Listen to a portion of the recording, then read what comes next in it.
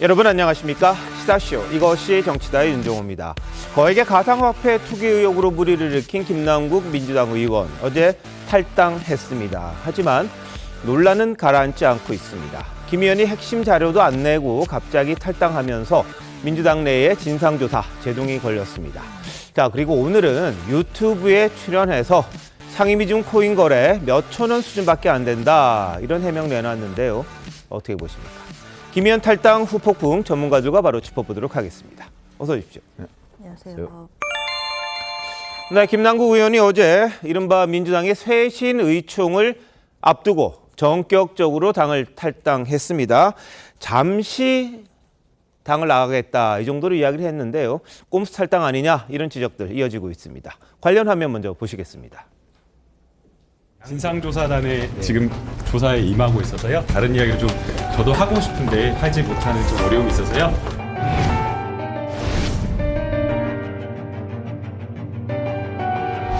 당에 누를 끼치고 여러 피해를 보는 것을 계속 이렇게 지켜보는 것이 너무나 힘들었고요. 홀로 광야에 서서 이것을 다 의혹을 해소하겠다.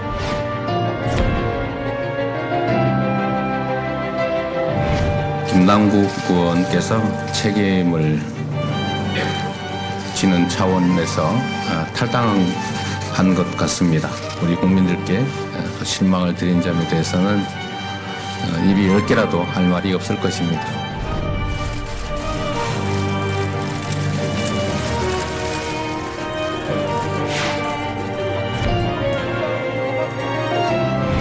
이렇게 해서는 민주당 다 죽게 생겼으니까 당대표가 당 쇄신 칼 들고 칼을 휘둘러라.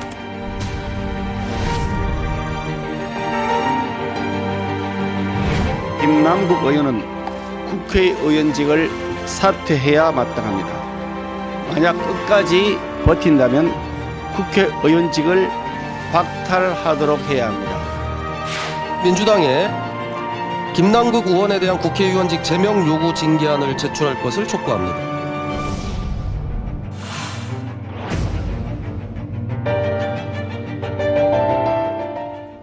네, 국민의힘과 정의당 그리고 일부 민주당 의원들까지 김 의원 제명해야 한다 이런 요구를 하고 있는 그런 상황인데요. 자, 최명표 위원장님, 지금 상황이 어떻게 돌아가는 겁니까? 뭐 잘 아시다시피 지난 주말에 네. 그 쇄신의총이라고 하는 것을 이제 민주당이 계획하고 있었는데 원래 네. 그 쇄신의총은 사실은 송영길 전 대표의 돈봉투 의혹에 관한 여러 가지 수습책 뭐 이런 것들을 마련하기로 했었는데 예. 갑작스럽게 이제 그게 김남국 의원의 탈당으로 네. 그 사실 의원총회가 있기 몇 시간 전에 탈당계를 제출했잖아요. 예. 이 문제 때문에 주객이 전도돼서 김남국 의원 문제로 이제 시종일관 네. 여러 그 논란을 벌이다가 뭐 나중에 결의문이라는 걸 발표를 하긴 했는데 예. 뭐 그 결의문이라는 게 김남국 의원의 선제 탈당으로 사실상 뭐 거의 무의미해지거나 아니면 그 뭐 특별히 그 관심을 받지 못했습니다. 네. 자, 이렇게 되면 이제 김남국 의원은 무소속 의원이 되잖아요. 예. 이제 무소속 의원이 된 김남국 의원이 과연 이 사태를 어떻게 헤쳐나갈 것이냐 네. 하는 부분도 우리가 주목을 해야 되지만 예. 검찰 수사도 이제 진행이 될 것으로 보여서 네. 역시 뭐 본인이 이제 선제 탈당이라는 이런 걸로 방어막을 친 이상 네. 지금 남아있는 그 국회의원직 제명 사퇴 뭐 이런 거는 지금 그 민주당을 빼놓고서는 이제 정의당이나 국민의힘에서 요구를 하고 있는데 어디까지 행동으로 옮겨질지는 현재 미지수고요. 네네. 어찌 보면 지금 이렇게 한참 쇠가 달궈져 있을 때 네. 행동으로 옮겨야 되는데 좀 행동이 더디지 않나 뭐 그런 생각도 들게 됩니다. 알겠습니다. 국회의원 징계에 관련된 이야기들이 일부 당길 것으로 예상이 됐는데 결의문에서는 일단 빠져서 그것도 좀 논란이 되는데 뒤에서 한번 따져보도록 하고요. 김남국 의원 하고 싶은 말은 많은데 지금 당내 조사를 받고 있어서 못한다. 그러다가 갑자기 탈당을 해버렸습니다. 그러니까 민주당에서는 자기 당 소속 의원도 아닌데 이걸 어떻게 조사하느냐. 처음엔 그런 말이 나왔었습니다. 그리고 잠시 떠난다 이런 말도 했는데 김남국 의원 본인 하고 싶은 말들만 한 유튜브에 나와서 언급을 합니다. 특히 한동훈 장관 청문회 하면서도 코인 거래했다 이런 의혹에 대해서 몇천 원밖에 안 된다 이렇게 이야기합니다. 보시죠. 이게 상임위 시간 내냐, 시간 외냐 이걸 떠나서 너무나 제가 잘못한 일이라고 생각이 됩니다. 두말할 여지 없이 반성하고 깊이 성찰하고 있습니다. 금액이 얼마나 거래가 된 거예요? 0.99개인가 금액은 액수는 많지는 않은 것으로 액수가 이 정도 되면 얼마나 되는 거예요? 몇천 원 정도 몇천 원이요? 수준입니다. 네, 그 몇천 원을 거래하기 위해서 그 시간에 그렇게 했다라는 건가 저도 조금은 기억이 안 나기 때문에 이해가 안 되는데요. 이해가 안 되지만 어쨌든 기록에 남아 그럼에도 있어. 불구하고 그 시간이냐 그 시간 아니냐 상관없이 저는 이것은 저의 잘못된 행동이라고 이게 휴식 생각이 시간이냐 아니냐? 네. 자, 뭐 김어준 씨 마저 그 시간 몇천 원대 거래 납득이 자랑한다 이런 반응 보였는데요. 그게 코인 거래의 맹점이 아닌가 싶습니다. 몇천 원이든 몇십억이든 늘 그쪽에 신경을 쓸 수밖에 없는 그런 마음가짐이 있었던 게 아닌가. 정기문 의원 어떻게 보십니까? 저는 개인적으로 김남국 의원의 정치 생명은 끝난 거라고 봐요. 네. 왜냐하면은 지금 여러 가지 그 말을 늘어놓고 있지만은 계속해서 수시로 말이 바뀌면서 거짓말 논란도 있고 지금은 민주당 내에서 모르겠습니다. 당 대표도 그렇고 상당히 미온적이라는 인상을 지울 수가 없는데 네. 일단 김남국 의원으로 인하여 민주당의 특히 2030 세대의 지지가 현격하게 떨어졌다라는 것을 부정하기는 쉽지 않을 것 같습니다. 그런데다가 지금 이 코인이라는 것이 굉장히 전문적인 영역이라 코인 전문가가 나와서 설명을 해도 네. 이렇게 상식적으로 받아들여지지가 않고 이해가 안 되는 그런 상황에 국회의원으로서 의정 활동을 하면서 코인 거래를 했다라는 것 아니겠습니까? 그렇기 때문에 이 윤리 감찰 그리고 진상 조사가 진행되는 와중에 느닷없이 뭐 광야에 나가서 잠시 민주당을 떠나겠다라고 하는 말에 대해서 과연 얼마나 설득력이 있을지에 대해서 많은 사람들이 의구심을 가질 거고요. 이런 일이 정당에서 일어난다라는 게 정말로 참 당혹스럽습니다. 왜냐하면은 보통 젊은 정치인 그러면 젊은 정치인에 대해서 가지는 기대감이 있습니다. 여나야나. 그런데 김남국 의원은 애초에 그 평론으로부터 시작을 했던 것 같아요. 그래갖고 조국 교수를 또 뭐 상당히 그 조국을 위해서 기도했던 사람 아닙니까? 네. 그러다가 또 이재명 대표의 가장 최측근으로 굉장히 그 적극적인 활동을 하다가 지금 코인이라는 것은 본인의 이익을 위해서 또 의정 활동 중에 활동했다라는 건데 이런 상황에서 만약에 정당이 없이 국민이 직접 심판하는 거라면 이미 심판받았을 정치인이에요. 알겠습니다. 근데 김남국 의원은 아까 말씀드렸습니다만 잠시 떠난다 그랬어요. 잠시. 돌아올 여지를 남긴 거죠. 김종욱 교수 보실 때 어떻습니까? 다시 돌아올 건가요?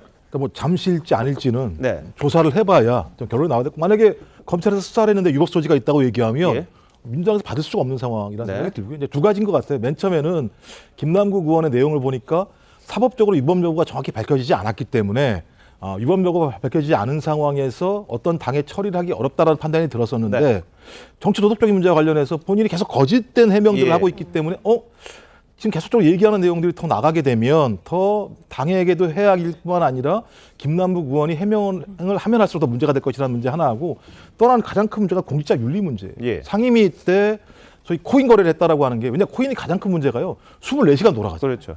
그러니까 코인에 예를 들면 중독된 사람들 같은 경우는 계속 그것을 볼 수밖에 없는 상황이 벌어지게 되는데 소위 국회의원직을 하면서 이런 행위를 했다는 걸 스스로 밝혔기 때문에 저는 정치도덕적으로는 매우 큰 문제가 있다. 그래서 이제 이 문제와 관련해서 저는 윤리위조서 문제는 당연히 갈 수밖에 없다고 생각을 하는데 아직까지도 이제 해결되지 않는 문제는 위법사항에 대한 여지가 분명히 있습니다. 그러니까 자금 출처가 정확히 뭐냐의 문제랑 그다음에 소위 미공개 정보를 이용했는지의 여부 이 문제인데 이 문제는 제가 볼 때 민주당이 조사한다고 해결될 것 같지는 않아요. 그래서 이건 검찰이 어떤 형태로든지 다시 한번 영장을 발부해서 계좌를 추적해서 확인을 해서 만약에 나온다고 하면 민주당이 위법이 있는데 어떻게 그 의원을 받아들일 수 있겠습니까? 자, 뭐 위법 사항이라는 거는 뭐 그렇다 치고요. 본인도 인정했듯이 상임위 하는 상황, 그 상황에서도 몇천 원 거래를 하려고 했던 모습들. 그 과연 국민들이 국민 세금을 몇억 원씩이나 받는 고위공직자, 헌법기관이 적절한 행동을 했느냐 그런 부분에 대해서도 굉장히 논란이 될 걸로 보입니다. 김남국 의원 지난해 한동훈 장관 청문회 준비를 위해서 2시간밖에 못 잤다 이렇게 열의를 보이기도 했었는데요. 그 결과가 어땠는지 한번 보시죠. 잠시 후면 전국의 최대 분수령이라고 할 수 있는 한동훈 법무부 장관 후보자 인사청문회가 시작됩니다. 밤잠도 못 주무시고 준비하셨다고 들었어요. 네, 어제 2시간 잤습니다. 이 논문을 일제다로 썼습니다. 이모하고 같이. 누구와 같이 썼다고요? 이모하고요. 이모. 제 딸이요? 그렇습니다. 2시간 자고 열심히 준비했다라고 했는데 그날 뭐 마음이 아플 정도로 마음이 급하기도 하고 뭐가 이렇게 잘못 보였나.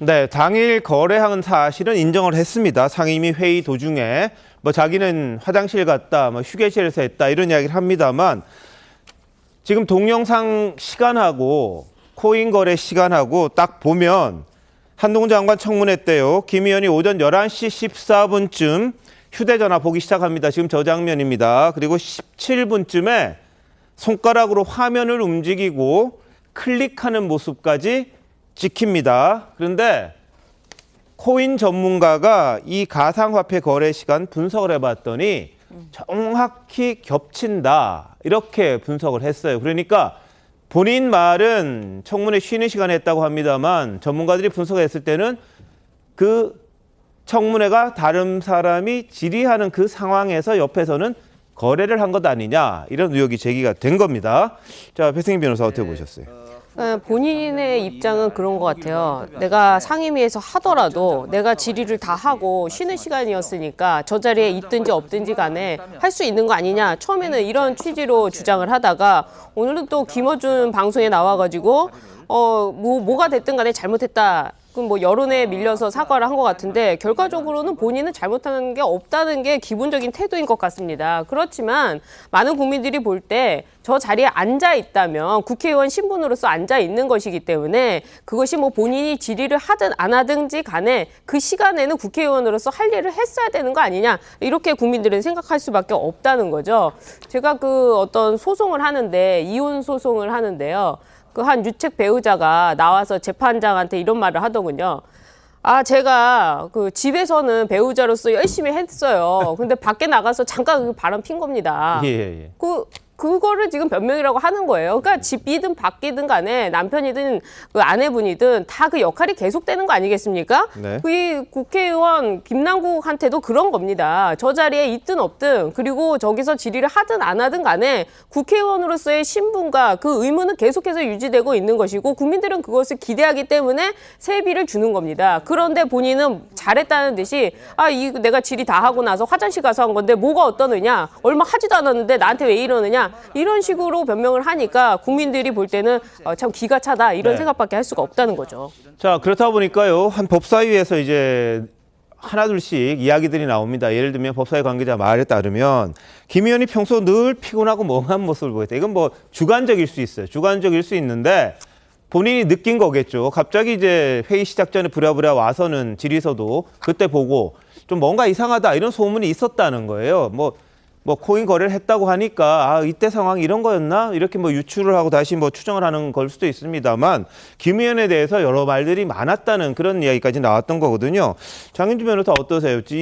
뭐 이게 시간적으로 이게 정확할지는 다시 한번 따져봐야겠습니다만 상임위 하다가 막 문자 주고받는 건 있을 수 있어요. 근데 그 시간에 코인 거래를 했다는 기록이 있고 그것과 겹치니까 그리고 뭐 액수가 중요한 건 아니잖아요. 그럼요. 상임위 기간 중에 특히나 뭐 한동훈 법무부 장관에 대한 청문회라든지 뭐 이런 중요한 시점에 상임위에 전념하지 못하고 본인의 사적 거래를 했다라는 의혹 자체만으로도 굉장히 심각하다고 생각이 듭니다. 특히 상임위 활동 과정에서 코인 투자한 부분과 관련된 김남국 의원의 해명이 저는 참 아쉬운 부분이 있는데요.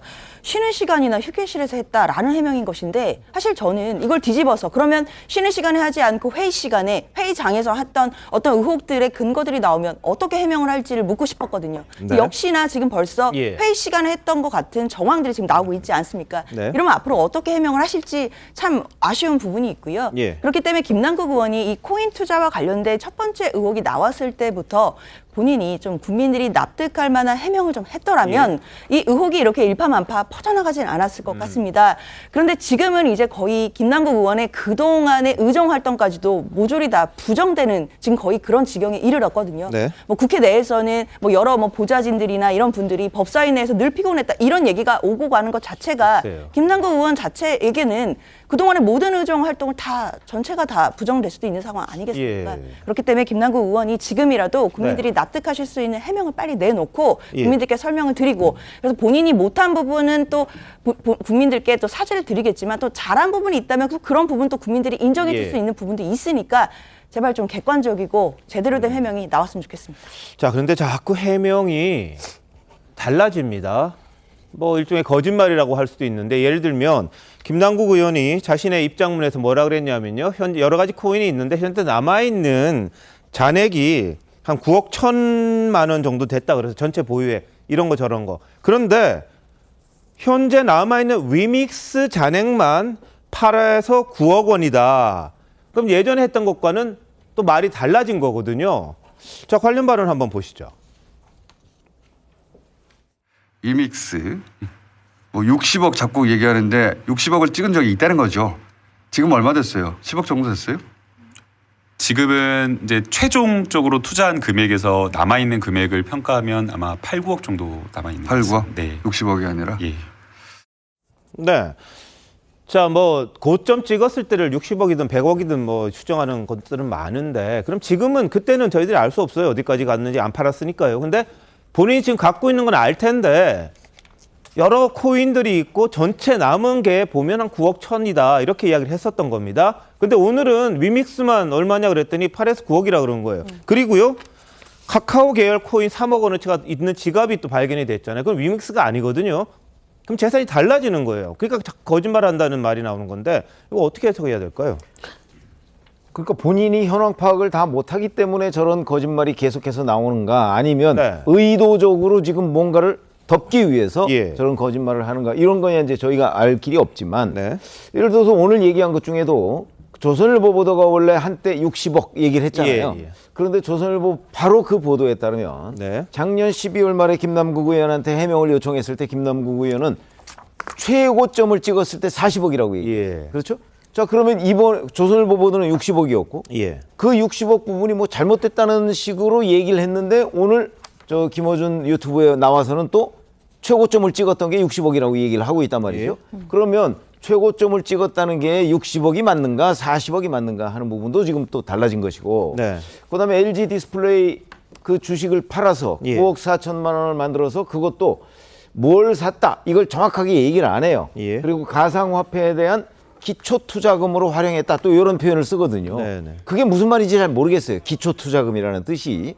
그런 부분을 또 추가로 설명해야 되는데 아마 이런 것들이 제가 보기에는 그 김남국 의원이 2016년부터 했다고 하니까 그 하는 중에 특히 2020년에 국회의원에 당선되고 나서 아마 상당 부분 뭔가 위법한 부분이 있기 때문에 그 부분을 지금 제대로 공개를 못하니까 자꾸 중간중간에 구멍이 생기는 것 아닌가. 그러다 보니까 앞에 한 말 다르고 뒤에 한 말 다른 것 아닌가. 저는 이렇게 추정이 되는데 지금부터라도 좀 본인이 했던 5월 8일 입장문 그다음에 이번에 그 오늘 나왔던 김어준 유튜브에서 나왔던 얘기 그다음에 그 중간에 기자들한테 부분 얘기했던 것 이런 거를 뭐 본인이 혼동했으면 혼동한 대로 한번 제대로 정리를 해서 또 한 번에 그 완벽한 입장문을 좀 내서 그 의혹을 좀 해소해 주기 바랍니다. 자, 그런데 이 뭐 김남국 의원이 아마 그걸 몰랐을 수도 있을 거예요. 자신이 갖고 있는 뭐 가상화폐 지갑이라는 거 이게 딱 나왔을 때 이게 어떻게 파악이 되고 이 거래했던 내역이 다 나오는 거를 아마 몰랐을 수도 있을 것 같아요. 그러다 보니까 본인이 이걸 내놔도 이게 뭔지를 모를 거다. 얼마인지 내가 말해야 알 거다. 이런 생각을 했지만 요즘 세상이 그런가요?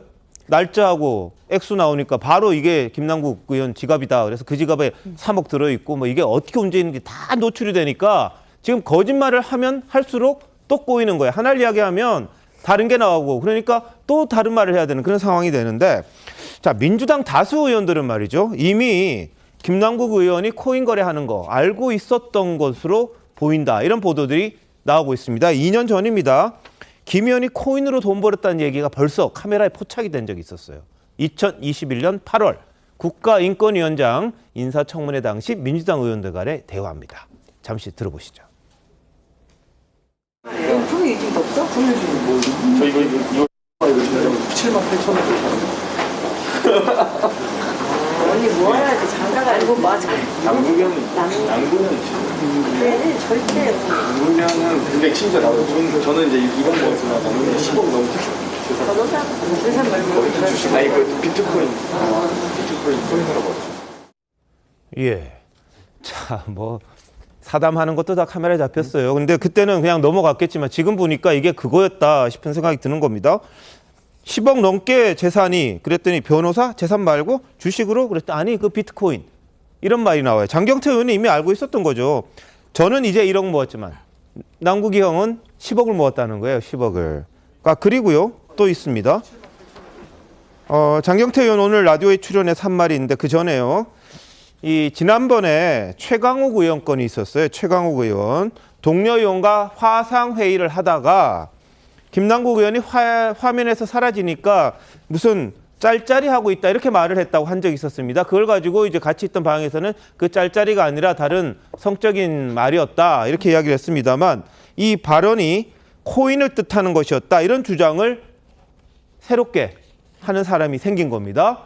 자, 정의김 의원님, 장경태 의원, 최강욱 의원 뭐 대충 알고 있었던 것 같습니까? 이분들이 철험의 또 멤버이기 예. 때문에 뭐 정치적 이해라든지 또는 진영 그 당내 진영으로 볼 때 굉장히 친근한 관계였을 거라고 추론은 가능할 것 같고요. 네. 그다음에 아마 그 내부에서는 뭐 본인이 코인을 해서 이익을 확보했던 아니면 손해를 봤던 상당히 그 얘기가 오고 가는 정황이 그대로 지금 드러나고 있는 상황입니다. 그런데 그걸 또 어찌됐든 간에 나름대로 또 숨겨주려고 했다라는 또 그런 설명도 지금 나오고 있잖아요.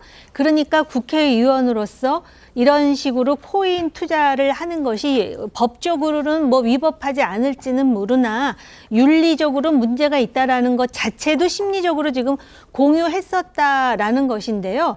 지금 어찌됐든 가장 중요한 거는 김남국 의원이 젊은 나이에 정치인입니다. 그렇기 때문에 처음에 어떤 식으로 소위 그 종잣돈을 마련해가지고 코인 투자를 했으며 또 어떤 그 과정을 통해서 지금 어떤 상황에 이르렀는지에 대해서는 김남국 의원 본인이 자신의 아이디라든지 또는 뭐 자신의 계좌번호라든지 이거를 공개하지 않으면은 뭐 지금 이미 탈당을 했지만 당내 조사위원회 아니면은 정말로 뭐 대한민국이 알아주는 전문가라 해도 그것을 일일이 전부 확인하기가 쉽지 않다고 합니다. 그런데 본인이 항상 말끝마다 억울하다 그러잖아요.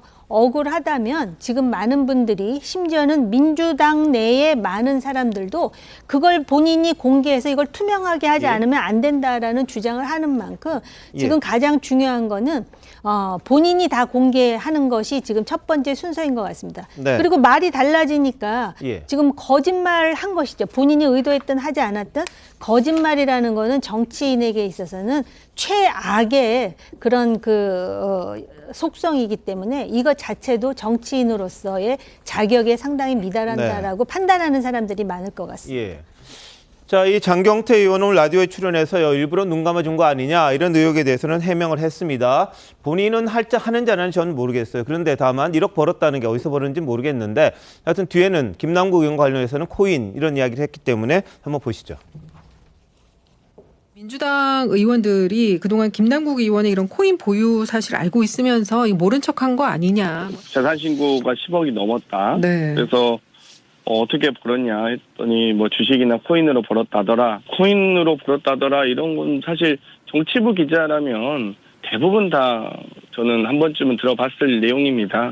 뭐 사실 뭐 그래서 막 특종이다라고까지 말할 수는 없을 것 같고요. 민주당에서는 탈당은 정치적 최고 수준의 결단이고요. 또 중대한 결심까지 하셨으니 또 이 개인 자격으로 성실하게 소명하시길 바랍니다.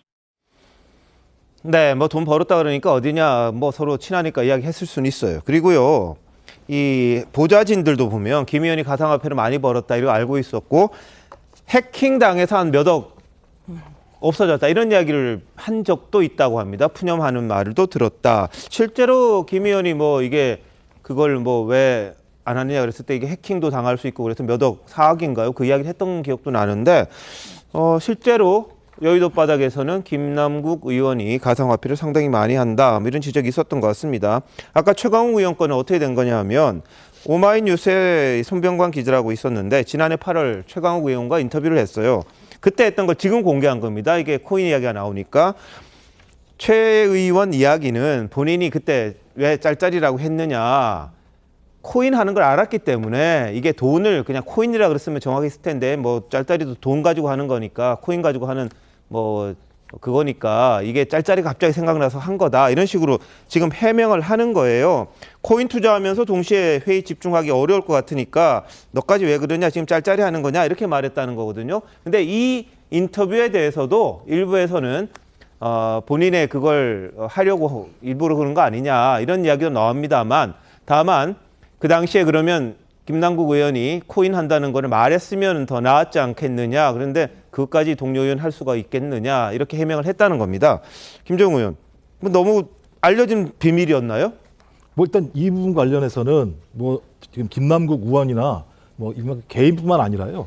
이 당시가 코인이 두 가지 흐름이 있었습니다. 매우 위험한 자산이라는 거 하나하고 또 하나는 이것만이 살 길이다라고 하는 생각들이 많이 있었기 때문에 20, 30대 같은 경우는 코인 열풍이 불었고 그래서 상징적인 인물이 예를 들면 민주당에서 김남국 의원이었다면 국민의힘은 이준석 당대표가 그런 상황이었었고요. 이런 상황이었기 때문에 이 부분과 관련해서는 그것 하고 안 하고의 문제가 그러니까 뭐 코인 거래를 한다는 게 위법사항은 아니기 때문에 문제의 핵심은 코인 거래 과정에서 위법적인 요소들을 김남국 의원이 행하는 걸 장경태 의원이든 아니면 최강욱 의원이든 알았는지 몰랐는지가 가장 중요한 거죠.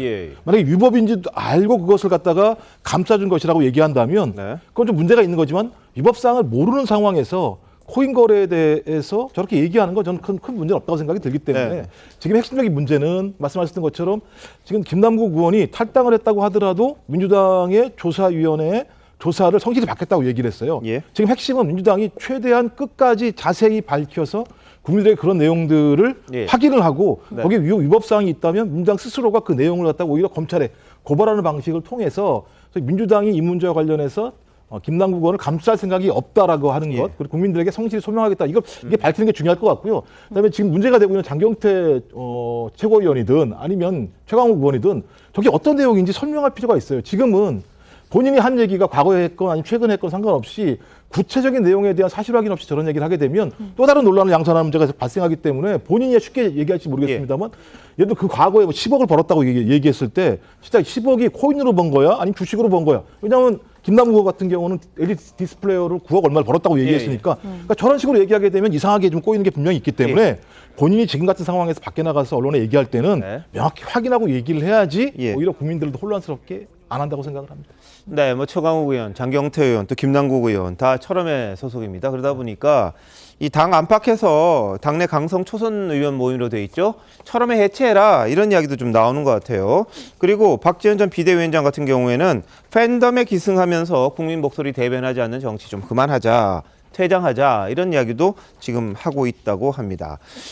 자, 이런 가운데 김 의원은 탈당계를 제출하기 전날입니다. 안산 지역구에서 긴급 상무회의를 열고 탈당 의사를 먼저 밝혔다는데요. 그때 무슨 얘기를 했냐면 상황상 내년 지역구 총선 출마도 불투명해졌다 이런 이야기를 했다고 합니다. 근데 잠시 당을 떠난다 이렇게 또 이야기를 한 거거든요. 자, 근데 정인주 변호사 보실 때 출마 힘들 것 같으세요? 어떠세요? 사실 불출마 선언을 사실상 인정한 게 아니냐라는 보도들이 있었는데요. 사실 이제 불출마를 하겠다 뭐 이 부분과 관련해서는 이제 자의보다는 오히려 타의로 불출마 또는 이제 출마를 하기가 어려워진 지경에 이를 수 있다라는 점도 저는 공감을 합니다. 당연히 김남국 의원이 앞으로에 어떻게 대처하느냐에 모든 것이 걸려 있을 것 같은데요. 일단 탈당으로서 본인이 정치적으로 책임이 있다는 것을 1차적으로 확인한 부분은 또 나름대로 의미는 있다고 생각합니다. 그러나 국민 누구도 탈당으로 이 의혹이 종결될 것이다라고 동의하시는 분들이 많지는 않으실 겁니다. 그만큼 김남국 의원의 탈당은 이제 시작일 뿐이고 앞으로 이 부분에 대한 진상조사에 잘 성실히 임해서 국민들께 어떻게 해명을 하고 이 자료에 대해서 국민들께 상세하게 말씀드리는 것 이것이 최우선으로 남아 있습니다. 그러고 나서 본인이 과연 정치적인 책임을 다했는지를 대해서 국민들이 판단을 하실 거고요. 그다음에 또 수사기관이 남아 있는 법적 책임 부분들이 있습니다. 그런 부분까지도 다 성실하게 소명을 한 후에야 총선에 뭐 출마할 수 있는지 여부가 정해질 텐데 지금은 총선에 출마할 수 있는지 여부를 가늠하는 것보다는 상세하게 이 부분에 대해서 소명해서 당에게 진상조사에 성실하게 본인이 협조하는 것, 그것이 가장 최우선이다라고 생각이 듭니다. 자, 그런데 손혜원 전 더불어민주당 의원이 등장했습니다. 뭐라 그랬냐면 김남국 의원 살리기 프로젝트를 하겠다, 이런 이야기를 합니다. 한번 보시죠. 세상에 저렇게 알뜰하게 20만 킬로가 넘게 차를 타고 다니고 안 쓰고 안 먹고 돈을 모으면서 이 살았던 친구를 그 코인 한다고 그래서 제가 얼마나 비웃었는지 몰라요. 그게 끝이 뻔한 건데 왜 그걸 하지? 근데 그 친구는 말을 안 들어요. 자기 소신대로 하지. 그런 친구가 정치를 해야 돼요. 남을 위해서 정직하고 정의롭고 그런 친구를 다시 우리가 국회에서 만나기 어렵습니다. 그러니까 이렇게 당한 거예요. 김남국 살리기 프로젝트를 하겠습니다. 김남국 의원을 제가 살리겠습니다. 그래서 어떤 당인가를 만들든지 해서 제가 반드시 김남국 의원을 다시 국회를 보내겠습니다. 뭐 이제 공천은 탈락된 것인가? 그 민주당이 기어들어가서 뭐 합니까? 저 수박들이 있는 한 저기서 가서 뭐 합니까? 이 송영기를 내치는 걸 보면서 그리고 김남국을 짓밟는 걸 보면서 저는 민주당 끝났다고 오늘 확실하게 말씀드립니다. 네, 신당 창당까지 언급을 하는 그런 분위기입니다. 어떻게 보셨습니까? 그 민주당 내에 지금 김남국 의원의 이 코인 사태를 마치도 권력에 의한 정치 탄압으로 보는 이상한 시각이 있어요. 김남국 의원 스스로도 지금 자기가 제일 처음으로 지금 권력에 의해서 탄압을 당하는 것 같은 코스프레를 하던데요. 그러다 보니까 손혜원 전 의원 같은 사람이 김남국 의원의 코인 행위에 대해서 소신이라는 표현까지도 부끄러움 없이 쓰는 게 아닌가. 그리고 지금 수박 얘기를 하는데 김남국 의원을 뒤에서 지금 지지하고 동조하는 사람들이 소위 민주당 내의 개딸들, 그리고 어제 민주당 내 의총에서도 나왔다 그러는데요. 소위 제명인의 마을, 그 이재명 대표가 여전히 제명인의 마을에 이장을 하고 있는데 그 회원들이 지금 김남국 의원을 적극적으로 지원하고 있다라는 것입니다. 지금 민주당이 왜 위기를 맞았는지에 대한 그러한 그 냉철한 인식을 한다면 바로 저런 부분부터 이재명 대표가 나서서 정리를 해야 되는데 과연 가능할까? 요번에 그 의총에서 나왔다는 결의문에 보니까 주어가 없어요. 그러니까 김남국 의원이 탈당을 했는데 김남국이 탈당했다라고 김남국이라는 이름 석자가 없이 뭐라 그랬냐면 개별 의원의 탈당이라 이렇게 얘기를 했을 뿐만 아니라 결의문에 박용진 의원의 주장에 따르면은 분명히 윤리특위에 제소해갖고 본회의에서 이 문제를 처리해야 된다라는 주장이 강했음에도 불구하고 그게 빠졌다라는 거예요. 즉 그런 민주당이기 때문에 사실 지금 그 지지율에서 상당한 지금 위기 상황에 봉착한 게 아닌가 이런 생각이 들고요. 그다음에 즉 코인 얘기를 하면서 뭐 코인이 뭐가 잘못됐느냐인데 잘못된 거 없는데요.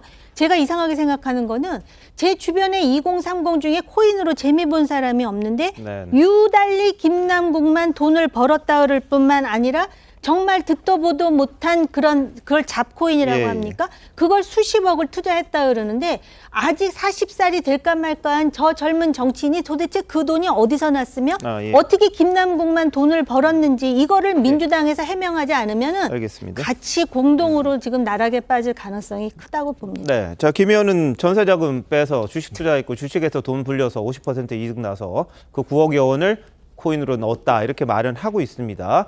근데 본인이 초기 투자에 뭐를 했는지 얼마를 했는지 그 부분이 명확하지는 않습니다. 이후에 위믹스 쪽은 뭐 이런저런 것들이 나오는데 초기 투자할 때의 상황에 대해서는 아직 좀 미흡한 게 있습니다. 자, 근데 김남국 의원은요, 윤석열 정부의 실정을 덮기 위해서 수사기관이 정보를 흘린 것 같다 이런 의혹을 제기합니다. 보시죠.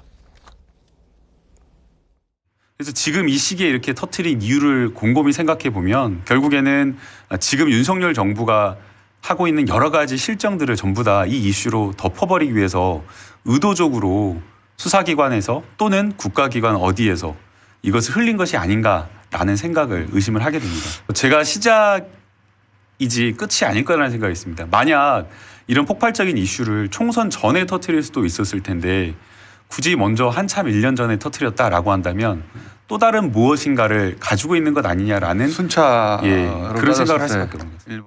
네. 자, 굉장히 자신에 대해서 의도적으로 터뜨렸고 실정을 덮고 지지율을 올리기 위해서 한 거 아니냐. 근데 자기는 아무것도 아니다. 1년 전에 터뜨렸는데 선거 직전에 어마어마한 게 나오지 않겠냐. 이런 취지로 지금 이야기를 하고 있는 거거든요. 그러면서 이제 탈당해서 홀로 광야에 서서 모든 의혹을 해소하겠다. 이렇게 이야기를 하기도 했는데요. 어떻게 보셨어요? 그러니까 본인이 굉장히 큰 정치인이다라고 이렇게 착각을 하는 거 아닌가 싶을 정도인데요. 한동훈 장관이 왜 이거를 지금 이 시점에 터뜨리느냐 이런 주장을 하고 있는데 누가 뭘 터뜨렸다는 겁니까? 이 사건은요. 이미 조선일보가 작년 12월부터 취재를 해서 실제로 김남국 의원한테 기자가 물어봤습니다. 그때 본인도 대답을 했어요. 그 과거에 있는 뭐 위믹스는 가지고 있지 않다. 본인이 이야기를 했었고 그 기사가 이제서야 나오게 된 겁니다. 그러면 작년 12월에 기자가 물어봤을 때 그 당시에 뭐 한동훈 장관이 이 5개월 뒤에 일을 예상해가지고 윤석열 정부가 그 당시에 실정이 있을지 없을지를 예상해서 지금 터뜨렸다는 겁니까? 네. 이거 자체가 예. 국회의원으로서 할 얘기가 아니라고 생각이 들고요. 그리고 지금 민주당의 태도를 보면은 이해할 수가 없는 게 특히 이재명 당대표입니다. 이재명 당대표가 사실상 어제 의총이 끝나고 본인이 대신 사과를 하면서 책임지는 차원에서 탈당을 한다. 김남국 의원을 치켜 세웠는데 이재명 의원 본인은 지금 검찰의 그 수사를 받아가지고 기소돼서 피고인까지 된 사람입니다. 그런 사람이 지금 검찰을 향해가지고는 신작 소설이다 해가면서 사과도 하나도 안 했는데 송영길 전 대표 존봉투도 그렇고 지금 이 김남국 의원의 코인도 그렇고 이 사람들은 지금 수사도 받지 않았는데 갑자기 이재명 대표가 나서 사과를 하고 탈당까지 책임지는 자세라고 하고 있어요. 이거는 앞뒤가 안 맞는 것이고 또 김남국 의원한테 오히려 이재명 대표는 화를 내야 될 판입니다. 지금 김남국 의원이 이재명 당대표 당시 대선에서도 굉장히 큰 역할을 하고 있었는데 그때 본인은 뭐 하고 있었습니까? 자기 대선 운동 열심히 하는 게 아니라 뒤에서 코인하고 있었던 거 아닙니까? 게다가 코인을 하면서 본인과 가지고 있는 코인과 관련된 테마, 그 테마 코인을 가지고 이재명 당대표를 사실상 이용한 거 아닙니까? 대선에서 뭐 NFT 테마 코인 가지고 있으면서 그 대선 공약으로 내세웠던 걸 생각해 보면 이재명 대표는 지금 김남국 의원한테 화를 내도 모자를 판인데 오히려 김남국 의원을 대신해 가지고 탈당을 잘했느니 그 대신 사과한다든지 이런 얘기를 하고 있어요. 이 자체가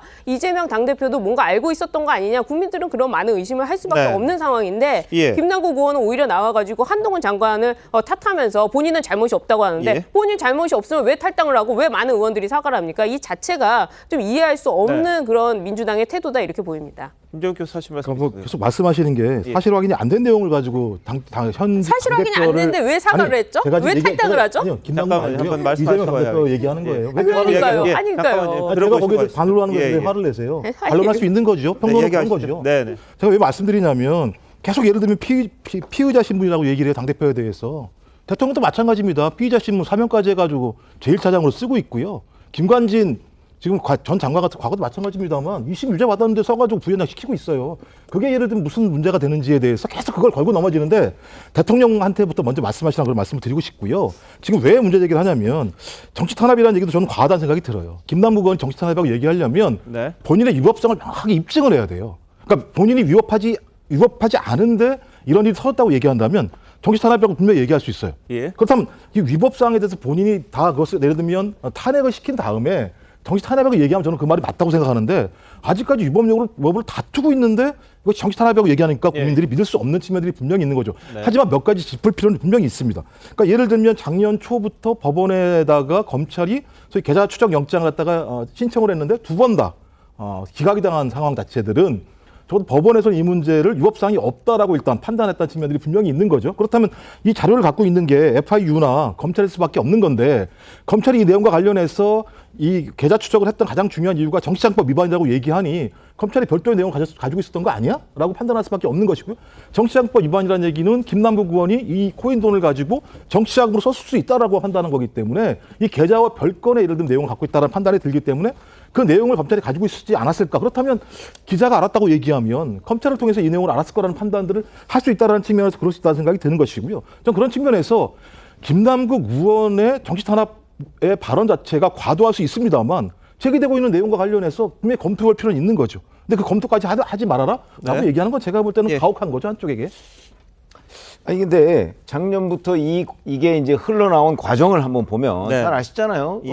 김남국 의원이 거래하는 그 업비트라는 그 가상화폐 거래소. 예. 거기에서 이게 비정상적 거래다. 지금 비정상적 거래라는 여러 가지 흔적들이 지금 현재 나오고 있지 않습니까? 그런 비정상적 거래라는 것을 이제 본인들이 간파를 하고 FIU에 통보를 한 거고, FIU는 저 이제 이상 거래라는 거를 또 이렇게 몇 단계로 해서 점검을 해요.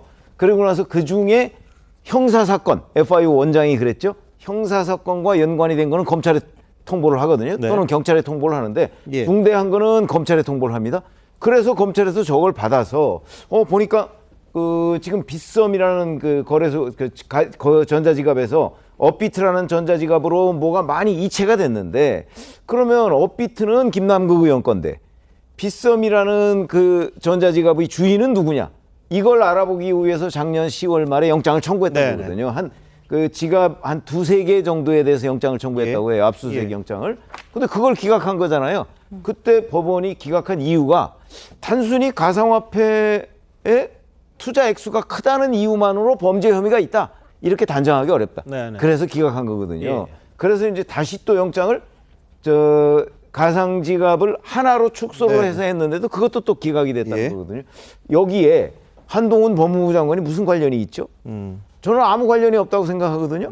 그래서 오히려 그것이 만약에 언론에 체크돼, 언론에서는 작년 12월 달에 그 김남국 의원한테 조선일보가 물어봤다니까, 그러면 저게 그 압수수색 영장이 기각된 게 10월 말하고 11월 초예요. 그러니까 그 압수수색 영장 내용의 일부가 뭐 아마 그 언론 취재로 드러났을 경우는 있다고 봐요. 그러나 그렇다고 해서 그게 정치 탄압과 무슨 상관이 있는 것인지 뭐 이런 부분은 김남국 의원이 저렇게 단순하게 음모론만 계속 제기할 것이 아니고 정치 탄압이면 탄압에 걸맞는 근거를 제시해야 되는 거죠. 네. 그때도 뭐 거의 없다 이런 식으로 답을 했던 걸로 기억이 나는데. 아니, 그때는 기자가 그 60억 얘기를 하니까 자기 고점을 찍은 때가 40억 원이고 지금 현재, 그러니까 작년 12월이죠. 12월 현재 가상화폐가 하나도 없다고 그렇게 이야기를 했었죠. 그렇죠. 그러니까 이게 김남국 의원이 지금 계속 해명을 하고 변명을 하고 또 언론 취재에 응할 때 진실을 이야기한 게 과연 뭐냐 이런 이야기가 나올 수밖에 없습니다. 김 의원 탈당 민주당 쇄신 의총 직전에 2시간 전에 이제 이루어졌는데요.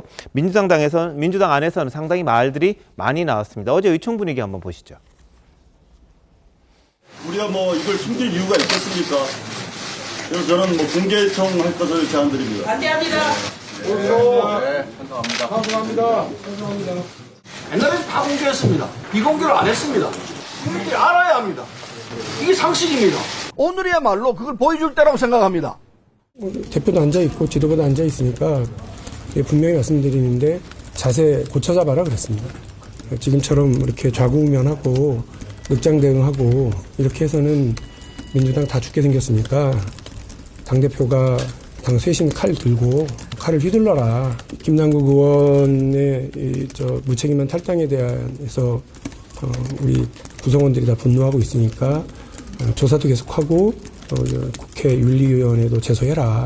의원님하고 비슷한 의견 얘기하시는 의원님들이 좀 많이 계시죠? 많았어요. 압도적이에요. 네, 뭐 아시겠습니다만 돈봉투 관련 사건 때문에 했는데 사실상 김남국 성토대가 됐다 이런 보도도 있었습니다. 근데 쇄신 의총을 앞두고 2시간 전에 탈당을 해버리니까 어떻게 보면 무소속 의원에 대해서 당에서 뭘 할 수 있느냐 이런 자조적인 말도 나왔고요. 그러다 보니까 조사도 중단하겠다 처음엔 이야기를 하다가 이 반발이 크다 보니까 그래도 하겠다 이렇게 입장을 바꾸기도 했습니다. 자, 그리고 이재명 대표는 재신임에 대한 이야기도 좀 나왔던 것 같아요. 이재명 대표를 재신임해야 된다 이런 이야기 나왔는데 입이 10개라도 할 말이 없다 이렇게 고개는 숙였지만 오늘 비공개 최고위원회의에서는요. 지도부가 뒷북 대응한다는 거 이런 거 잘못된 건데 왜 자꾸 의총에서 사실과 아닌 이야기를 하느냐 그러면서 다소 좀 불만도 드러냈다 이런 보도가 일부에서 나오기도 했습니다. 자, 진상조사 중단된다고 했다가 계속될 거다 입장 바뀐 거 한번 들어보시죠. 현재 진행 중인 진상조사 산하 윤리감찰단에서 하는 부분은 탈당으로 인해서 이제 앞으로 중단이 되는 거죠. 그렇죠. 조사는 계속 진행 중입니다. 물론 이제 탈당하기 이전에 비해서 이제 본인의 협조라든가 이런 이제 조건들이 조금 더 필요하긴 하지만 조사는 계속 진행되게 될 것입니다. 진상조사팀이랑 윤리감사랑 그렇습니다. 네, 이렇다 보니까 지도부가 정말 미온적으로 늦장 대처하는 게 아니냐 이런 비판이 나올 수밖에 없는 그런 상황입니다. 탈당했으니까 끝이다 이렇게 얘기했다가 반발이 커지니까 이제라도 한다. 어떻게 보십니까? 사실 이 부분에 대해서는 어제 이제 결의안에서 김남국 의원이 탈당을 하더라도 책임을 회피하지 않겠다는 내용이 1번으로 나왔습니다.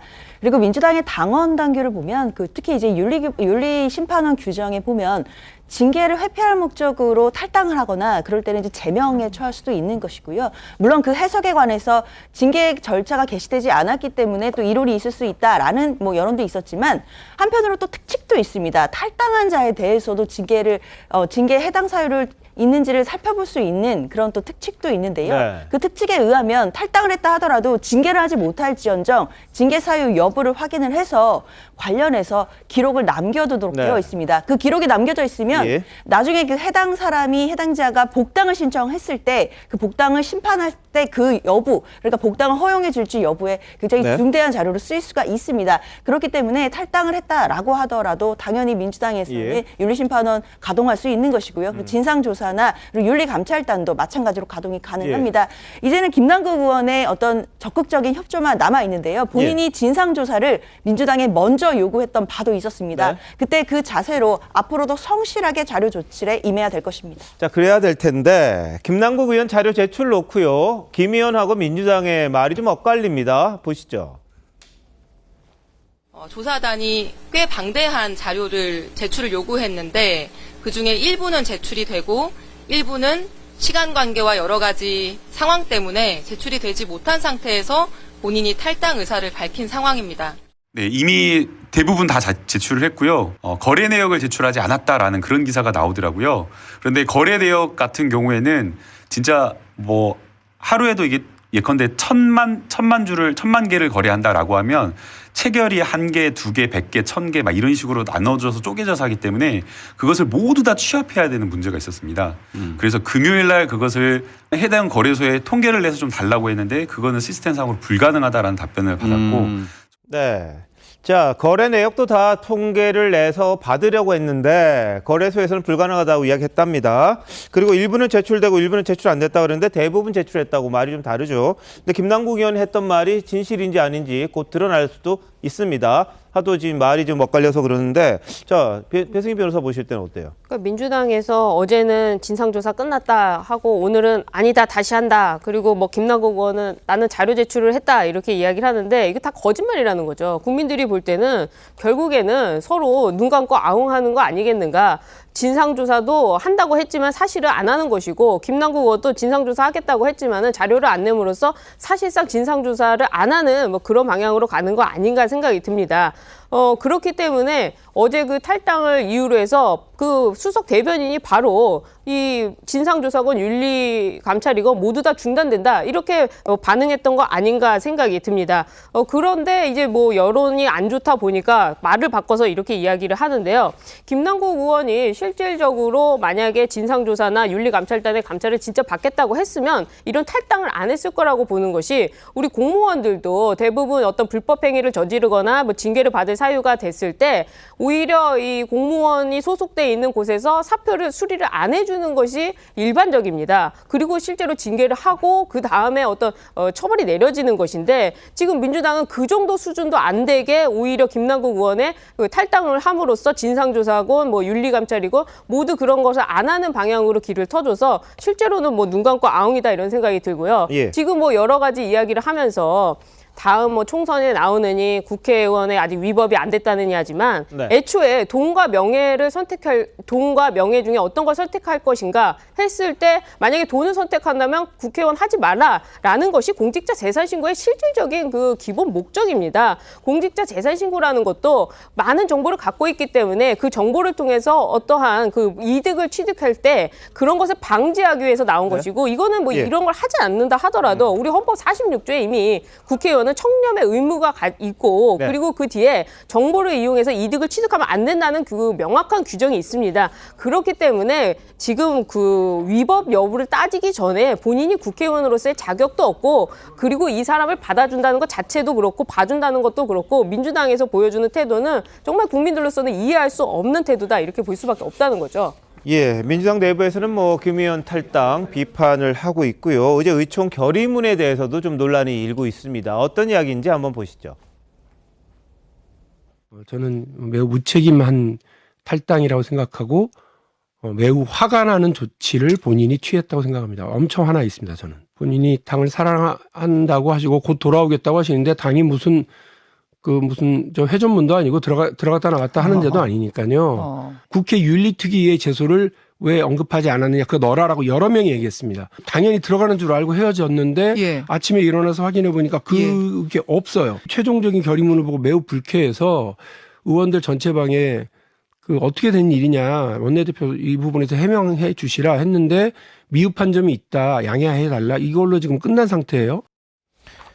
네, 자 일부 보도에서는요, 중앙일보, 경향신문인데 이 대표가 좀 이 윤리 제소에 대해서는 부정적이어서 이게 빠졌다 이런 보도가 나왔습니다. 거기에 대해서 당에서는 사실관계 그렇지 않다, 좀 상황을 정리한 다음에 하자 이런 취지지 이 대표 그런 말을 한 적 없다 이런 식의 또 반박이 나오기도 했던 상황인데요. 김종혁 교수 어떻게 보세요? 뭐 지금 사실 확인이 안 되는 상황인데 이렇게 규정하는 건 문제가 있을 것 같고요. 기본적으로 그러니까 윤리위에 제소를 하려면 제소 요건이 분명히 있어야 되는 거죠. 조사가 제대로 진행되지도 않았는데 조사가 안 된 내용들을 가지고 언론에 나와 있는 내용들이나 아니면 국민적인 여론을 가지고 윤리위에 심판한다는 건 문제가 있고 또 이미 또 다른 당에서 윤리위에 제소한 상황이기 때문에 여기에 추가적으로 민주당이 좀 더 자세히 어떤 그 내용들을 조사를 해서 윤리위에 제소할 만한 내용이 된다고 하면 그렇게 전 제소하면 된다는 생각이 드는 것이고요. 전 그래서 좀 이번 참에 말씀하신 것처럼 만약 이재명 당대표가 그렇게 했다고 얘기하면 국민에게 설명을 하셔야 되는 것처럼 계속 지금 청렴의 의무를 말씀하시니까 김남국 의원 말고도 국회 내에 300명의 의원이 있지 않습니까? 그래서 이재명 당대표가 전수조사하자고 제안을 했었잖아요. 저는 만약에 청렴의 의무에 김남국 의원이 문제가 된다면 다른 의원도 마찬가지입니다. 어떤 형태로든지 이렇게 여기서 이익을 창출했다고 얘기하면 청렴의 의무에 위반한 행위가 분명히 있는 거죠. 그러면 걸린 김남국은 문제고 걸리지 않은 다른 의원들은 문제가 아닌가라고 하는 또 다른 형평성의 문제가 있기 때문에 저는 김기현 국민의힘 당대표께서 왜 거기에 대해서 머뭇거리시는지 모르겠습니다.만 앞으로 법제화돼서 어차피 재산신고 대상이 될 거라고 얘기한다면 국민들이 의혹이 있을 때 이 부분들을 좀 다 공개를 해서 국민들이 그렇게 의혹을 갖고 있는 국회의원들이 김남국 의원을 필두로 해서 김남국 의원 일부를 제외하고는 다들 청렴하게 의정 활동을 하고 있다는 걸 보여주는 게 참 좋지 않을까 생각이 들고요. 빨리 좀 재산 신고할 때 코인 집어넣었으면 좋겠습니다. 법제화했으면 좋겠습니다. 아니 다 좋은 아이디어인데요. 지금 문제는 김남국 의원의 이해할 수 없는 코인과 관련한 행각 아니겠습니까? 항상 이런 얘기가 나오면은 야당에서는 그 뭐랄까 이렇게 누구를 물고 들어간다든지 아니면 다 함께 뭔가를 하자라는 식의 그런 어떤 그 공격을 하는데요. 다 좋습니다. 전수조사는 해야 되지만 지금 일단 1차로 김남국 의원에 대한 윤리위 제소, 아직 다른 당에서도 제소를 적극적으로 한 것으로 보이진 않습니다. 김기현 대표의 경우는 사퇴하지 않으면 윤리위로 가겠다라는 입장인데요. 일단 제가 볼 땐 민주당에서 최고위하고 그다음에 원내 의총의 온도차가 느껴집니다. 당장 의총의 의원들은 내년 총선도 있고 이 김남국 의원의 이 문제가 어떻게 보면 민주당을 붕괴시킬 정도로 상당히 위기라고 보는데 친명계로 똘똘 뭉쳐있는 최고위에서는 지금 전혀 다른 얘기가 나온다라는 거를 알 수가 있고요. 지금 그래서 그 친명계라든지 아니면은 김남국 의원을 지금 호위하는 측에서는 김남국 의원과 관련해서 1년의 연착륙을 지금 시도하는 게 아닌가. 그 연착륙이 뭐냐면은요. 본인 스스로 탈당한다라고 SNS에 올리기 전에 자기 지역구에 가서 나 내년에 총선 출마 못할 것 같다고 했다는 거 아닙니까? 이 부분을 봐야 되는데요. 제가 정확히 들었는지는 모르지만은 그 지역구에서 특히 김남국 의원 지역구에서는 김남국 의원의 지역위원장으로서의 그런 평에 대해서 상당히 부정적인 입장도 있는 것으로 알고 있습니다. 그렇기 때문에 오히려 아까 배승희 변호사가 돈 명예 중에 명예를 택해야 된다 그랬는데 제 개인 생각으로는 지금 김남국 의원이 혹시 돈을 택하고 있는 게 아닌가?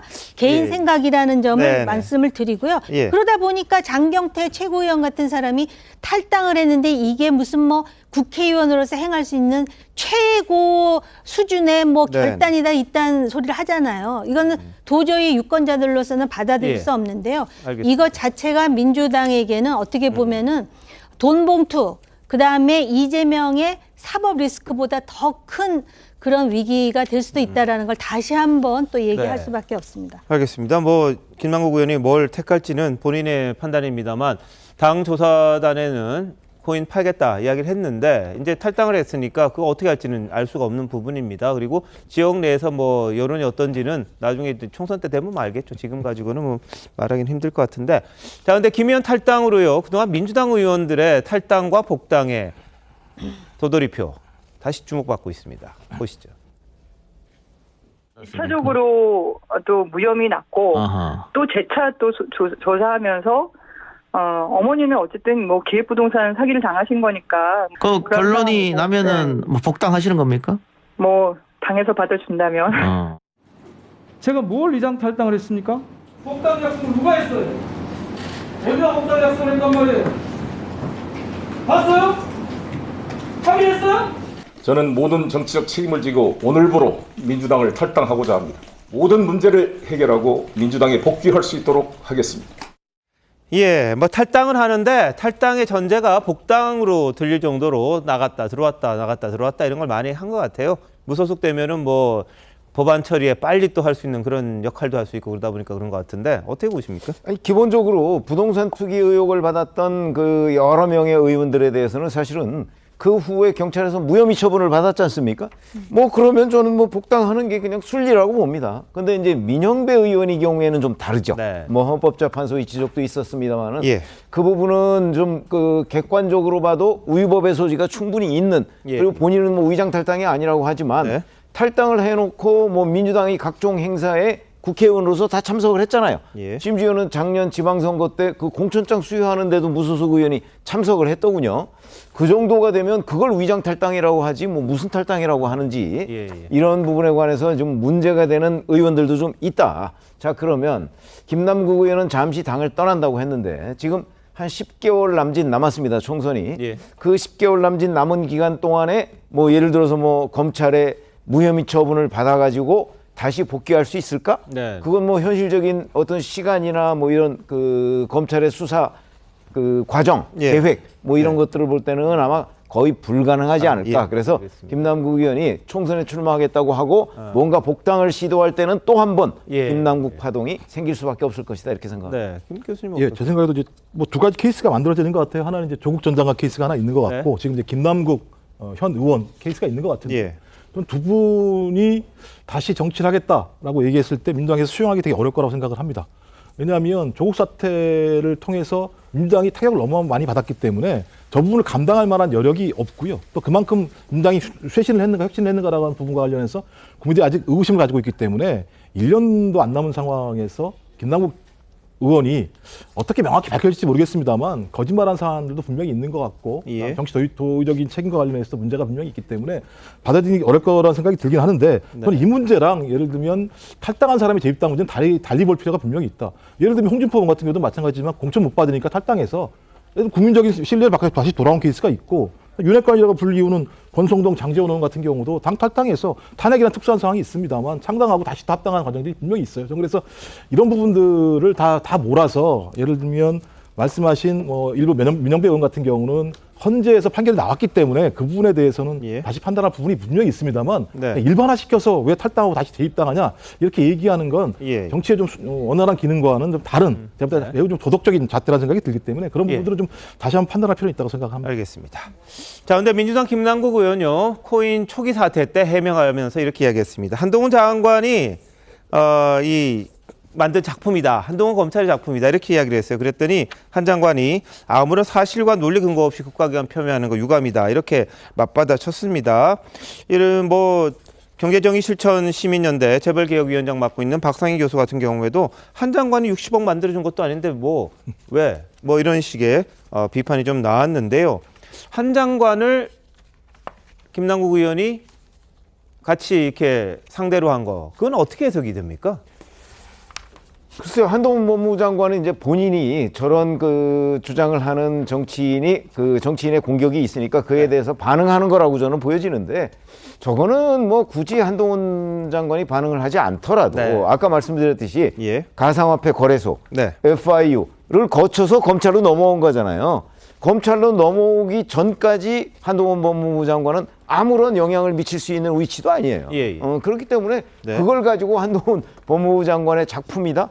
물론 그 이후에는 이제 검찰로 넘어왔으니까 뭐 한동훈 법무부 장관이 개별 사건에 대해서 뭐 검찰총장을 지휘했는지 안 했는지는 알 수가 없는 대목이죠. 그러니까 이런 대목을 만약에 그 지금 김남국 의원이 문제 제기를 하기 위해서는 적어도 국회의원으로서의 책임 있는 자세라면 어떤 식으로라든 조그만 근거라도 있어야 되는데 그런 근거가 없기 때문에 한동훈 장관의 역공을 받았다 이렇게 생각합니다. 자, 일부에서는요, 한 장관이 최근 참여연대하고 지금 여러 차례 서로 공방을 주고받았습니다. 3차례였나요? 근데 국민의힘 일각에서는 야당 의원 한 명하고 이제 싸우는 것보다 이 진영의 한 뭐 축이라 그럴까요? 그 축을 가지고 한번 싸우는 게 무게감이 더 커지는 거 아니냐, 뭐 이런 해석을 하던데, 야당 의원과 설전 이어갔던 모습 한번 보시죠.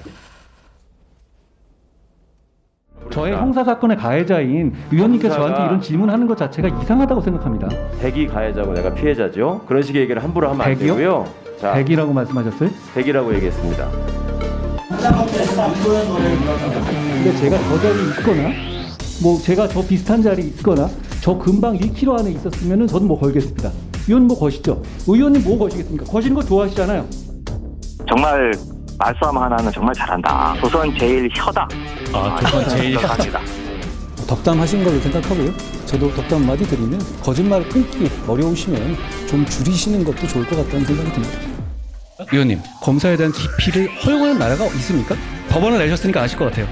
오스트레일리아 있고요. 오스트레일리아, 호주 말씀하시는 거예요? 있고요. 있냐 없냐가 중요한 게 아니라. 네. 자, 뭐 상황에 따라서 이제 한 장관과 설전을 벌이다 보면 늘 뭐 좀 기분이 안 좋을 수밖에 없는 그런 상황인데, 한 장관이 취임 1주년이다 보니까 참여연대하고 이제 서로 공방을 벌이면서 좀 주목을 더 끌려는 거 아니냐, 뭐 그런 의도로도 비춰진다고 합니다. 보수층을 결집시키고 자신에 대한 지지세를 좀 결집하려는, 총선에 나가는 거 아니냐, 뭐 그런 취지인데, 자, 정우겸 의원님 어떻게 보세요? 아마 지금 그 민주당의 소위 이제 강경 지지층이 있잖아요. 네. 그리고 특히 이제 좀 더 그 좌편향적인 그런 이념 진영에서는 한동훈 장관을 그들의 공동의 적이라는 생각을 하고 있는 것 같습니다.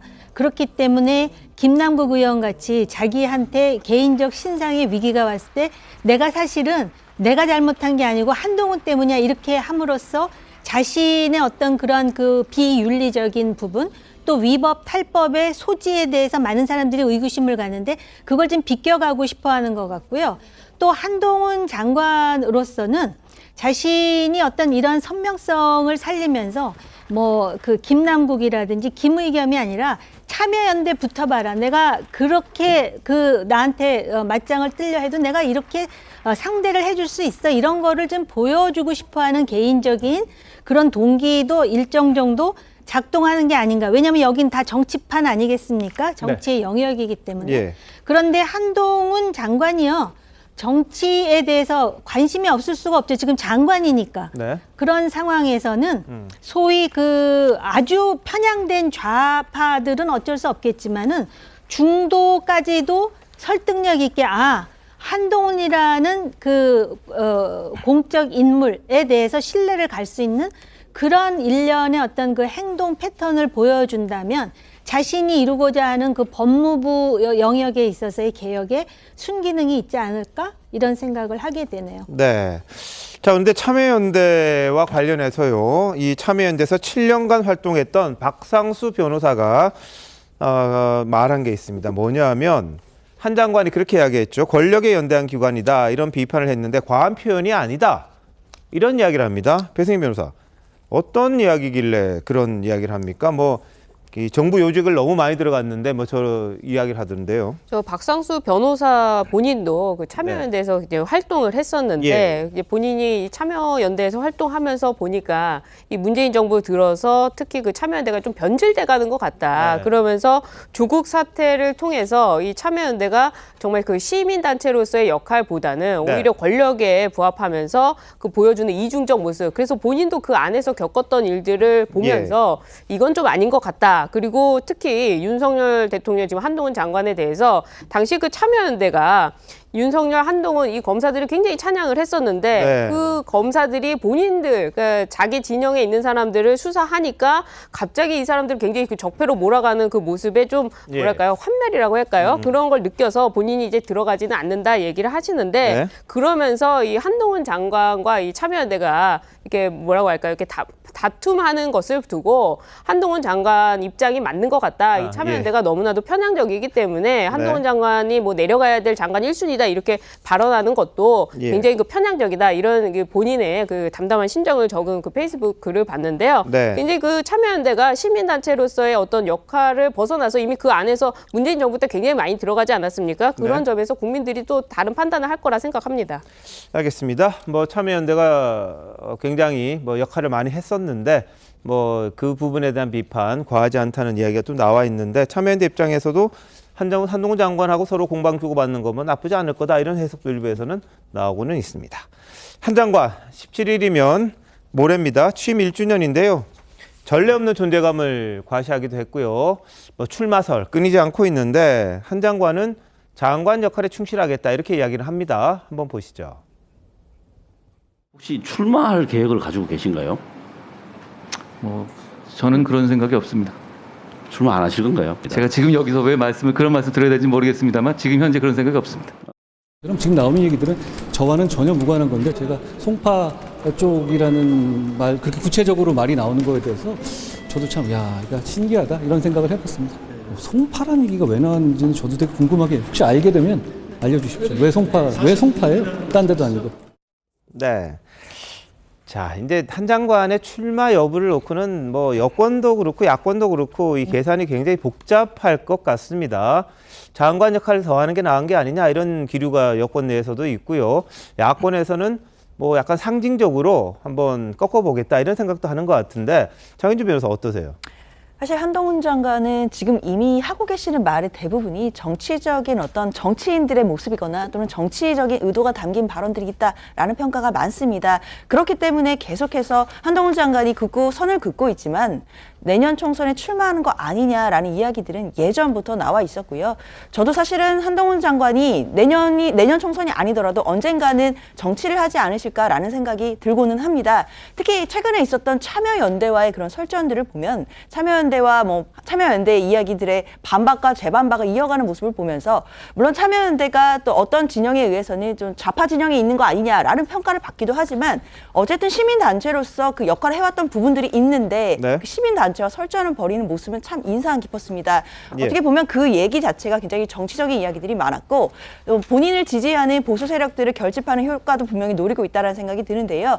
문제는 중도층에 계신 국민들입니다. 중도층에 계신 국민들이 한동훈 장관의 정치적인 발언에 대해서 어떻게 평가할지는 앞으로 계속 지켜봐야겠습니다. 알겠습니다. 한동훈 장관도 개인적으로 굉장히 지금 생각을 많이 할 것 같습니다. 이게 정치를 해야 되냐 말아야 되냐 본인은 뭐 그렇게 생각이 없다는 말도 한다는데 시대가 어떻게 요구를 할지 아니면 본인이 어떻게 판단을 할지 그럴 부분 한번 지켜봐야 되겠습니다. 총선은 내년 4월입니다. 자, 속보 하나 들어왔습니다. 단독 기사인데요. 윤석열 대통령이 개각과 관련해서 당분간 장관 교체는 하지 않겠다 이런 입장을 밝혔다고 합니다. 일부에서 지금 개각설이 한참 나오고 있는데요. 그리고 한번 일 시켰으면 2년은 지켜봐야 하는 것 아니냐. 그리고 차관들을 교체했으니까 그 시스템으로 당분간 가야 한다 이런 입장을 밝혔다는 겁니다.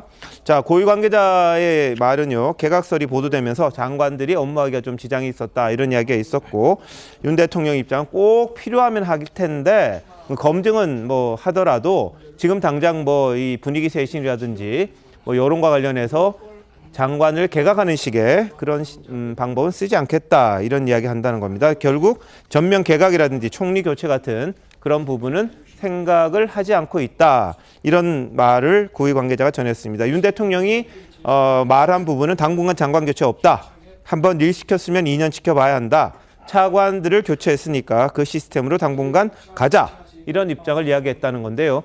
자, 최병식 위원장님 어떻게 봐야 돼요? 근데 저 당분간이라고 하는 의미와 2년 정도는 지켜봐야 한다. 뭐 이걸 종합하면 그게 의미는 조금씩 다르죠. 뭐 당분간은 단기간을 얘기하는 건데. 근데 2년 정도 이러면은 결국 총선 전에 개각이 없다 이런 얘기가 되는 거 아니겠습니까? 그러면 이제 현직 장관 중에서 총선에 출마할 사람 그건 이제 물론 국회의원직하고 겸하고 있는 뭐 원희룡 장관이라든가 권영세 장관, 박진 장관 이런 사람은 예외지만 그렇지 않고 장관직에만 이제 매달려야 하는 사람 중에서는 총선을 위해서 그만두고 나간다. 이러는 사람이 없다는 뜻으로도 받아들여져요. 글쎄요, 그러네요. 근데 원희룡 장관은 지금 국회의원은 아니잖아요. 아, 그렇죠. 국토교통부 장관은.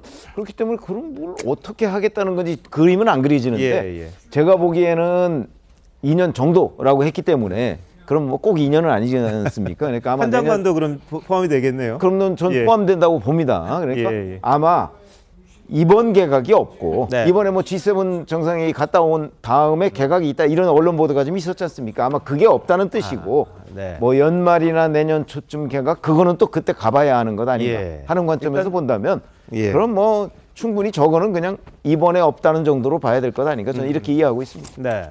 그러니까 연말에서 할 수는 있는데 뭐 지금 당장 개각설 나오는 것에 대해서 윤 대통령이 직접 아마 이 개각 없을 테니까 업무에 전념하라 이런 취지로 이야기한 게 아닌가 싶습니다. 뭐 요즘 뭐 6개 부처가 이야기가 돼 있고 뭐 누구는 교체될 거다 이런 말들이 많았는데 거기에 대해서 윤 대통령이 당분간 개각하지 않겠다는 입장. 그리고 2년이라는 거는 뭐 업무에 충실할 수 있게끔 그 시간 여유를 줘야 되는 것 아니냐 이 정도로 언급한 걸로 해석이 됩니다. 자, 윤 대통령 어제 대통령실 앞에서 유소년 야구 대회 결승전이 열렸는데 이번엔 어떤 모습으로 변했을까요? 한번 보시죠. 용산 어린이정원 개방을 기념해 윤석열 대통령님 힘차게 플레이볼 사인 부탁드립니다. 플레이볼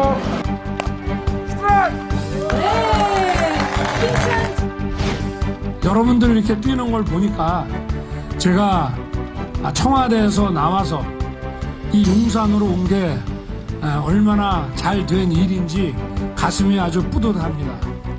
저도 어릴 때 여러분들하고 같은 나이에 거의 뭐 야구를 끼고 살았습니다. 그 야구 클럽을 길들이기 위해서 깔고 앉아서 수업을 듣기도 해서 선생님한테 지적도 받고 했는데 여러분 나이에 제일 중요한 거는 밖에 나와서 햇빛을 보고 뛰는 겁니다.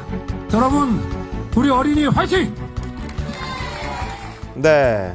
자, 용산을 개방하더니 저기서 야구 대회까지 하네요. 정의 의원님, 저런 모습은 어떻게 보셨습니까? 네, 보기 좋네요. 그리고 제가 들었는데요. 대통령 하기 전에 동네에서도 그렇게 애들을 이뻐했다라는 얘기를 제가 전해 들었거든요. 근데 보기 좋고 또 아이들한테도 그 대통령과 야구를 하면서 또 새로운 희망과 꿈을 주지 않겠어요? 좋은 모습만 계속 보여줬으면 합니다. 그 야구에 대한 애정은 뭐 예전부터 있었습니다. 학교 다닐 때 야구 선수 할 뻔도 했다 이런 이야기까지 있었는데요. 자, 한번 보시죠.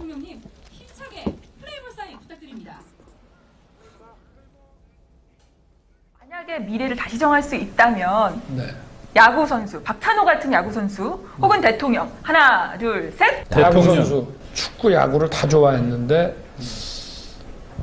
그래도 그 중에서 고르라 그러면 야구를 훨씬 좋아했다고 봐야죠. 야구를 이렇게 너무 보러 다니다가 고등학교 때는 치질까지 걸려요. 친척 형들하고 늘 캐치볼, 아침밥 먹기 전에 캐치볼 하고 동네에서. 그러고 그냥 살아왔습니다. 야구에 대해서 진심인 모양입니다.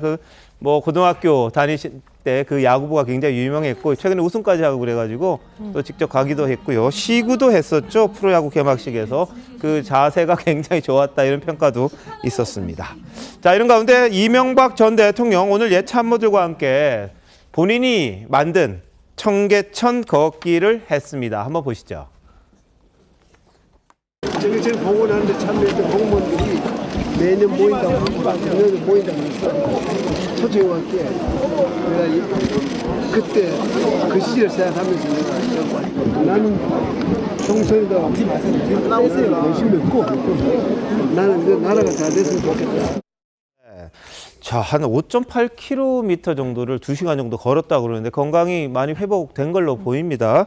그리고 이 전 대통령이 서울시장에 있을 때 가장 큰 치적 중에 하나가 청계천 아닌가 싶었는데요. 사면 이후에 세 번째 행보였고 나라가 잘 됐으면 좋겠다 이런 이야기를 했다고 합니다. 잠시만요. 대한민국 이슈의 중심 시사쇼 이것이 정치다. 여기까지입니다. 내일 다시 찾아뵙겠습니다. 고맙습니다.